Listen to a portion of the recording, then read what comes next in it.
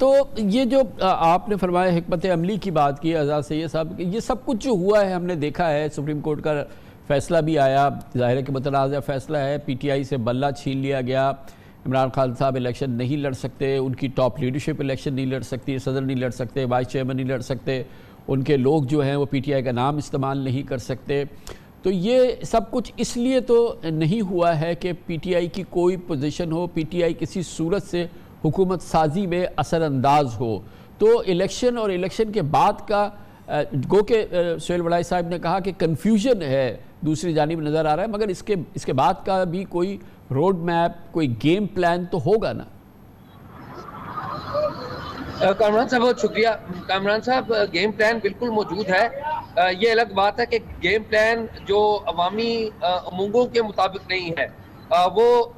ऊंची ऊंची फसीलों के पीछे जो बड़ी सी मेज के ऊपर बैठे हुए जो लोग हैं चंद बनाते हैं गेम प्लान। जिस तरह के सुहेल वड़ाई साहब ने बताया कि 85 में भी इस तरह का गेम प्लान बना था, बिल्कुल अभी भी ऐसे ही गेम प्लान है। और गेम प्लान क्या है, जो सिंध है उसमें तो काफी क्लियर हद तक ये नजर आता है कि पाकिस्तान पीपल्स पार्टी वहां पर मौजूद है। बलूचिस्तान का कामरान साहब आपको पता ही है कि जहां मरकज होता है वहां पे ही बलूचिस्तान जाता है।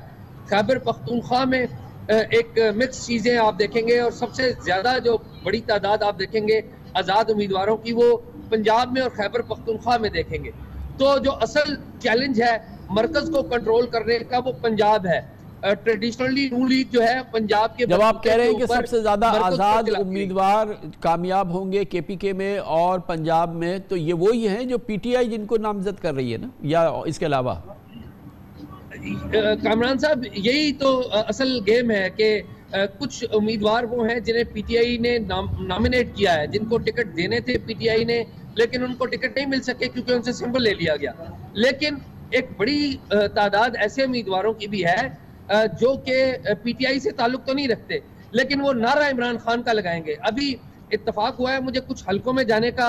जीटी रोड के ऊपर जो बाज़ हलके हैं वहां पर जो आम वोटर है वो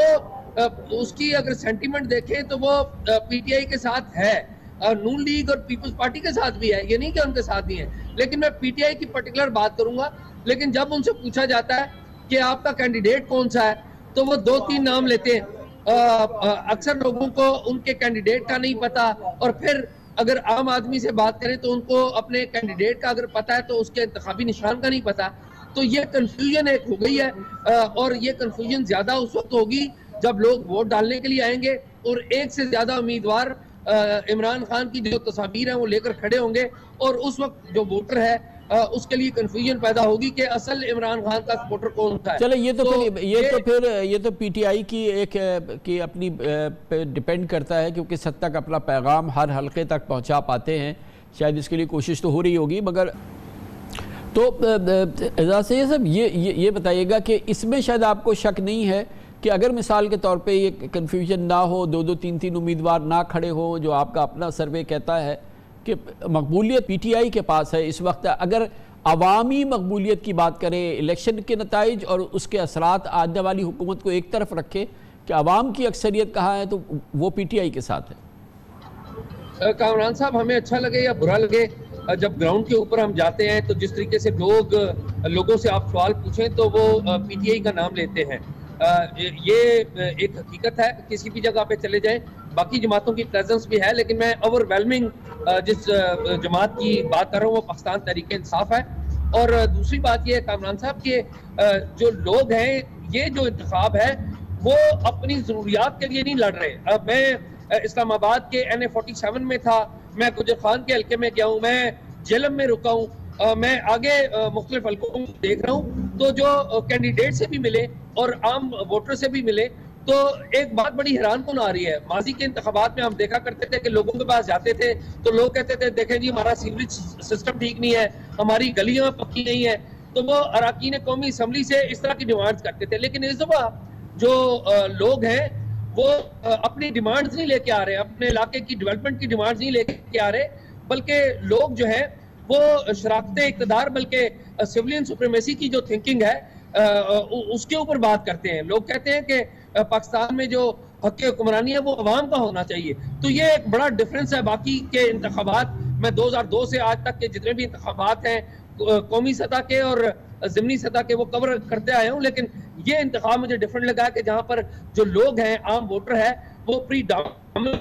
अपनी डिमांड नहीं दे रहा, अपने मसाइल नहीं बयान कर रहा, बल्कि वो ये कह रहा है कि मुल्क में जो हक़ हुक्मरानी है वो अवाम का ही होना चाहिए। एजाज सईद साहब, ये बताइएगा कि ज़ाहिर है कि पीटीआई तो कोई कैंपेन कर नहीं सकती, उनकी कोई लीडरशिप मैदान में नहीं है, वो किसी जगह इज्तिमा भी नहीं कर सकते। अब उनका रहा सहारा जो है वो सोशल मीडिया है, जिसके ज़रिए वो ये प्लेटफॉर्म्स है जिसके ज़रिए वो आवाम तक पहुँचने की कोशिश करते हैं, और उसमें सबसे अहम पैगाम उनको ये देना है कि उन्होंने आवाम को बावर कराना है कि किस हल्के में उनका कौन सा कैंडिडेट है। ये जो सोशल मीडिया एक उनके पास जो एक कैंपेन का किसी न किसी किस्म का ज़रिया है, जमात का नाम नहीं है, जमात का निशान नहीं है, इसके ख़िलाफ़ क्या कोई हिकमत अमली होगी कि इसको किसी सूरत से काबू में किया जाए?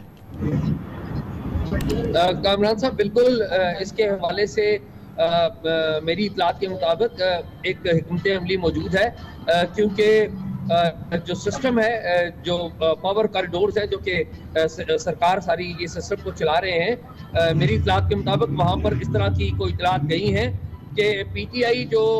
कोशिश करेगी कि अपने वोटर को और अपने सपोर्टर को इलेक्शन डे के ऊपर मुतहरक करे और टर्न आउट ज़्यादा से ज़्यादा लाए। ये थिंकिंग मौजूद है कि अगर टर्न आउट ज़्यादा हो गया तमाम हल्कों में, तो वो टर्न आउट जिस तरह की हिकमत अमली बनाई गई है उसके हक में नहीं होगा, बल्कि उसको खराब करेगा, और जो किए गए हैं उन आदाब को हासिल नहीं करने दिया जाएगा। तो इस सिलसिले में मेरी इतलात यही है कि इंटरनेट का जो है वो तात्तुल पैदा होगा मुल्क में, और जो सोशल मीडिया प्लेटफॉर्म्स हैं और इंटरनेट दोनों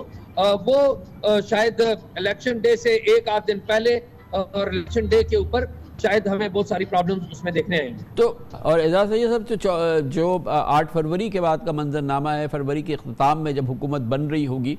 तो क्या नज़र आ रहा है एक कोएलिशन गवर्नमेंट जो कि शायद नवाज शरीफ या शहबाज शरीफ लीड करे, और उसके साथ उनके कई एक जो हैं जो पार्टीज़ हैं या ये आज़ाद जो नई नई पार्टीज़ में शामिल हो जाते हैं या नून लीग में शामिल हो जाते हैं, PDM 2 को जन्म मिलेगा, उसको जन्म दिया जाएगा? कामरान साहब, जो लग रहा है उसके मुताबिक एक शायद मुख्तसर सी ही सही, लेकिन शायद सादा अक्सरियत मिलेगी, लेकिन मुस्लिम लीग नून के अंदर एक स्पीड ब्रेकर लगा दिया गया है। चंद लोगों को टिकट दिलवाए गए हैं जिनकी जो वाबस्तगियां वो किसी और जगह पे हैं, और दूसरा स्पीड ब्रेकर जो है वो IPP की सूरत में लगाया गया है। तो मेरा ये ख्याल है कि नून लीग को एक सड़क बगैर किसी स्पीड ब्रेकर के देने का मकसद नहीं है, उसको कंट्रोल करने के लिए स्पीड ब्रेकर्स फिट कर दिए गए हैं, और जब जरूरत पड़ेगी उन स्पीड ब्रेकर्स को गढ़ों में भी तब्दील किया जा सकता है। बड़ी नवाजिश